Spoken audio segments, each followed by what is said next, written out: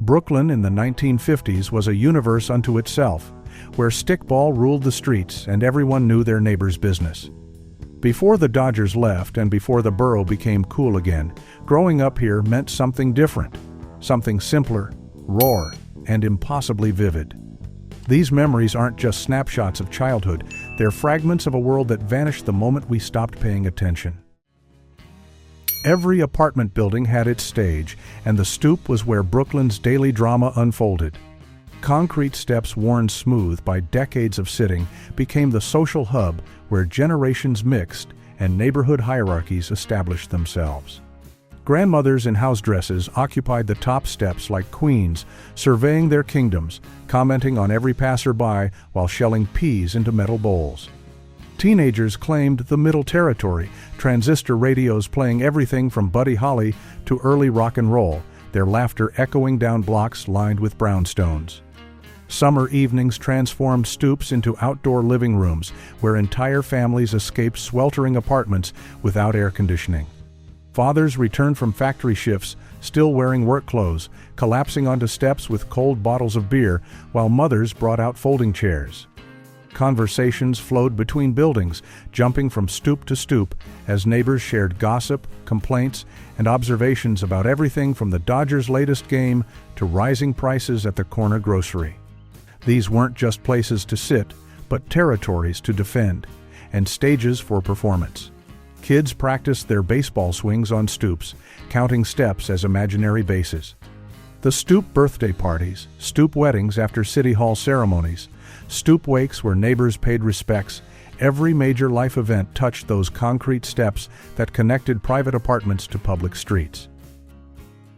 The Cathedral of Brooklyn baseball stood on Bedford Avenue, a fortress where loyalties were forged and hearts were broken with beautiful regularity.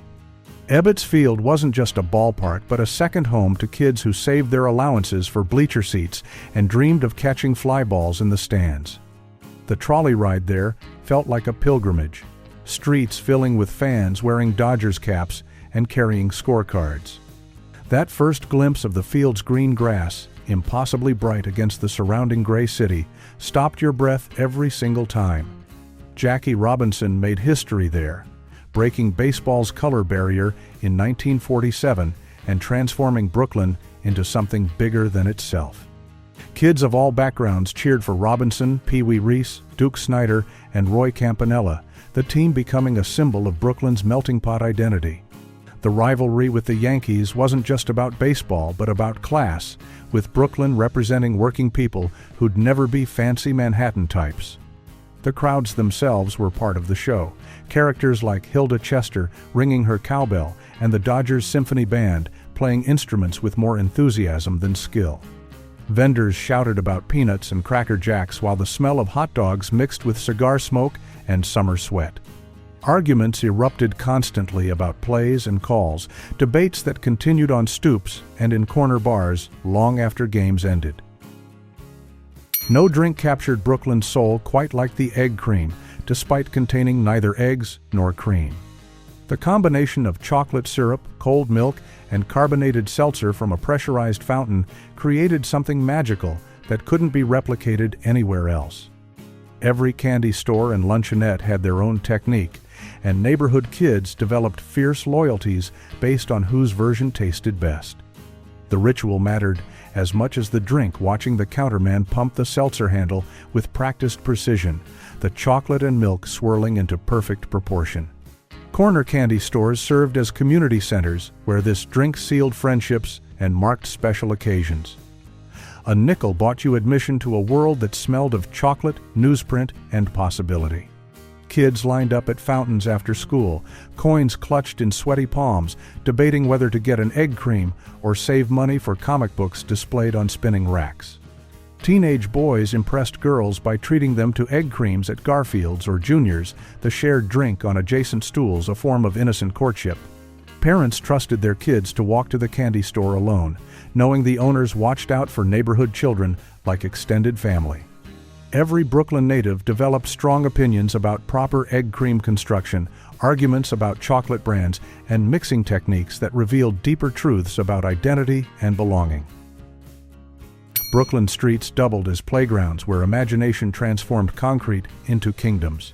Stickball ruled supreme, with broomstick bats and pink rubber balls turning entire blocks into baseball diamonds. Manhole covers served as bases, parked cars as obstacles, and every kid knew precisely how far a ball had to travel to count as a home run. Games stopped for passing vehicles, players pressing against building walls before resuming the moment traffic cleared. Stoop ball required only a player, a ball, and building steps, but mastering the angles took years of practice. You threw the ball against the stoop's edge, trying to make it fly over your head for points. Ringolevio involved elaborate chases and hiding spots, teams forming spontaneously based on whoever showed up. Johnny on the Pony tested strength and courage as kids piled onto each other's backs until the human pyramid collapsed. Marbles played in gutters became serious business, with shooters and prized Aggies trading hands based on skill and luck. Skelsies involved bottle caps filled with wax, flicked across chalk-drawn boards in pursuit of victory and neighborhood bragging rights.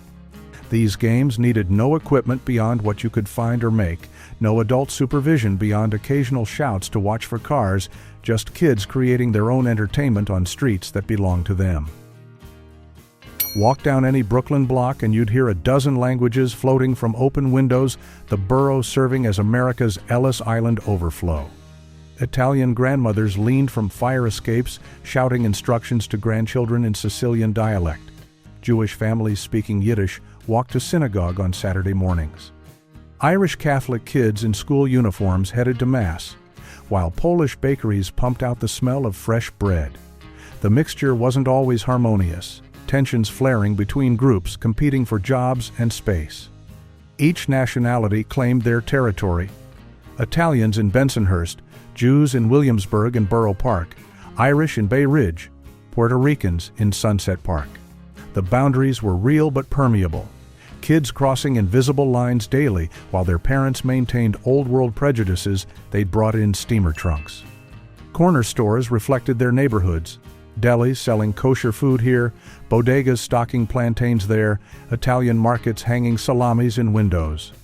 Schools forced integration before the word became political, throwing together children whose parents would never socialize. Classrooms mixed names like Kowalski, Goldstein, O'Brien, and Sanchez, teachers navigating cultural differences while drilling everyone in English and American history. Kids served as translators for parents who never mastered the new language, growing up between worlds in ways that shaped Brooklyn's unique character. These weren't just shops, but institutions where neighborhood life crystallized around counters, selling everything from newspapers to necessities. The candy store owner knew every customer's name, their habits, their family's dramas, functioning as informal therapist and information hub. Wire racks displayed comic books that kids read standing up until the owner yelled at them to buy or leave. Glass cases protected penny candy, Mary Jane's, Bit-O honey, wax lips, candy cigarettes arranged in sections that seemed to contain infinite variety. Soda fountains dominated one wall, chrome fixtures gleaming like spacecraft equipment. Spinning stools with red vinyl seats faced counters where egg creams, malteds, and ice cream sodas were assembled with ritualistic precision. The back room held telephone booths where important calls were made, and occasionally private business was conducted. Magazine racks overflowed with publications, from Life and Look to pulp detective stories and romance comics. Teenagers colonized booths in the back, feeding nickels into tabletop jukeboxes to hear the latest hits while nursing cokes for hours. Morning meant businessmen grabbing newspapers and coffee before rushing to the subway, the owner making change with practiced speed. After school brought waves of children spending allowances on candy and baseball cards, the tiny packs with hard pink bubblegum and player photos traded like currency. What sold candy stores? When Walter O'Malley announced the team was moving to Los Angeles after the 1957 season, he broke Brooklyn's heart in ways that never fully healed. The betrayal felt personal because the Dodgers weren't just a team, but an identity, proof that Brooklyn mattered in a city dominated by Manhattan's towers and the Bronx's Yankees. Newspaper headlines screamed the news like announcing a death in the family. Grown men cried openly on subway platforms, and in corner bars. The final game at Ebbets Field on September 24, 1957, carried the weight of a funeral. Fans who'd spent decades in the same seats sat in stunned silence. Some stole bases, literally prying them from the ground as souvenirs. Others grabbed chunks of sod, wanting physical proof that this sacred space had existed. The organist played Auld Lang Syne while people wept. The demolition of Ebbets Field in 1960 completed the tragedy. Wrecking balls tore down what bombs couldn't destroy during the war. An apartment complex replaced it, bricks and mortar standing where legends had played. The departure changed how Brooklynites viewed loyalty, authority, and change itself. Trust had been violated at a fundamental level, teaching a generation that nothing was permanent. Public schools in 50s, Brooklyn ran with military precision, teachers wielding absolute authority that no parent questioned. Classrooms held 40 or more students at wooden desks bolted to the floor in neat rows, everyone facing front where the teacher's word was law. The dress code was strict: boys in slacks and collared shirts, girls in dresses or skirts that reached past their knees. Penmanship mattered almost as much as content, cursive letters practiced until your hand ached. The school day began with the Pledge of Allegiance and often a prayer before Supreme Court decisions ended that practice. Discipline was swift and physical, rulers cracking across knuckles of students who misbehaved or couldn't solve math problems at the blackboard. Teachers sent you to the principal's office for serious infractions, knowing the real punishment would come at home when parents learned you'd embarrass the family. Lunch in the cafeteria meant mystery meat and vegetables boiled to submission, served by hair-netted women who monitored behavior with sharp eyes. Recess in concrete schoolyards involved games of tag and races, released energy barely contained by morning lessons. Report cards arrived like court judgments, determining your worth for an entire marking period. Education was the path out of the factory and the tenement. When July heat turned Brooklyn into a furnace, firefighters opened hydrants and transformed streets into public pools. Water gushed from opened valves, creating impromptu fountains where kids played for hours in nothing but bathing suits and cut-off shorts. The water pressure was intense enough to knock over smaller children, streams arcing across entire streets. Empty cans placed over hydrants created shower effects, water spraying in all directions while children screamed with delight. The ritual began with someone convincing or bribing a firefighter to open a hydrant with their special wrench. Once water flowed, news spread block to block and kids appeared from everywhere. Mothers emerged with towels and warnings about catching cold, despite 90-degree temperatures. The water ran cold enough to shock your system, city pipes keeping it ice-adjacent even in peak summer. Parents tolerated the chaos because alternatives were scarce. Public pools required subway rides and entrance fees that added up with multiple children. The hydrants were free entertainment, democracy in action, where rich and poor kids splashed together without distinction.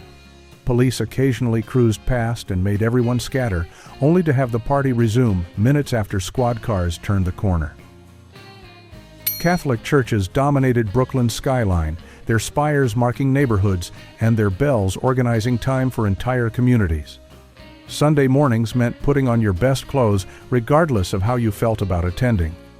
Boys wore suits that made them feel like miniature men, girls in dresses with ribbons in their hair. Families walked together to church, entire blocks emptying as everyone headed to the same destination. Inside, incense and Latin filled the air as priests conducted Mass, with backs turned to congregations following rituals centuries old. The wooden pews were hard and unforgiving. Kneeling, standing, sitting in precise sequence, responding to prayers in unison, the choreography was practiced until it became automatic. Children fidgeted while adults maintained solemn expressions, everyone performing their role in a production that connected them to millions of Catholics worldwide. After Mass, families lingered outside for conversations that were half fellowship and half neighborhood business.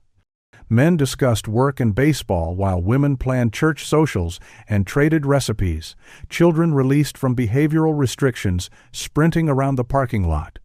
Sunday dinner preparations began immediately upon returning home. the smell of tomato sauce and roasting meat filling apartments. Growing up in 1950s, Brooklyn meant inheriting a world that vanished almost the moment you left childhood. The Dodgers departed, the hydrants dried up, the candy stores closed, and the neighbors moved away to suburbs. What remains are these memories, impossibly vivid and forever young, reminding us of a place and time that shaped who we became. Brooklyn still exists, but that Brooklyn, the one where everyone knew your name and Stickball ruled the streets, lives only in the hearts of those lucky enough to have been there.